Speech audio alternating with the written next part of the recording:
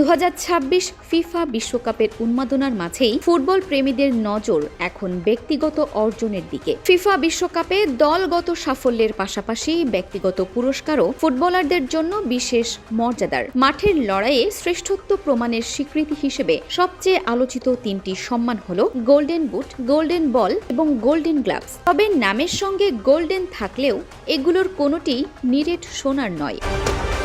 বিশ্বকাপের সর্বোচ্চ গোলদাতাকে দেওয়া হয় গোল্ডেন বুট। ট্রফিটি মূলত পিতল সহ বিভিন্ন ধাতুর সংমিশ্রণে তৈরি, যার ওপর সোনালী প্রলেপ দেওয়া থাকে। অন্যদিকে আসরের সেরা ফুটবলার পান গোল্ডেন বল, যা ব্রোঞ্জের তৈরি এবং এর ওপর 18 ক্যারেট সোনার প্রলেপ ব্যবহার করা হয়। সেরা গোলরক্ষকের জন্য রয়েছে গোল্ডেন গ্লাভস। 1994 সালে চালু হওয়া এই পুরস্কারটিও সাধারণত ব্রোঞ্জের তৈরি এবং সোনালী আবরণে মোড়ানো থাকে। 2010 সালের আগে এটি লেভ ইয়াসিন অ্যাওয়ার্ড নামে পরিচিত ছিল। বিশ্বকাপের ইতিহাসে গোল্ডেন বুট একাধিকবার জিততে পারেননি কোনো ফুটবলার। তবে গোল্ডেন বল দুবার জয়ের অনন্য কীর্তি রয়েছে লিওনেল মেসির। 2022 কাতার বিশ্বকাপে গোল্ডেন বুট জিতেছিলেন কেলিয়ান এমবাপ্পে, আর গোল্ডেন গ্লাভসের মালিক হন এমিলিয়ানো মার্টিনেজ। ফলে বিশ্বকাপের এই তিন পুরস্কার শুধু সোনালী রঙের জন্য নয়, বরং ফুটবল বিশ্বে তাদের মর্যাদা ও অর্জনের কারণেই সবচেয়ে মূল্যবান সম্মানগুলোর মধ্যে গণ্য হয়।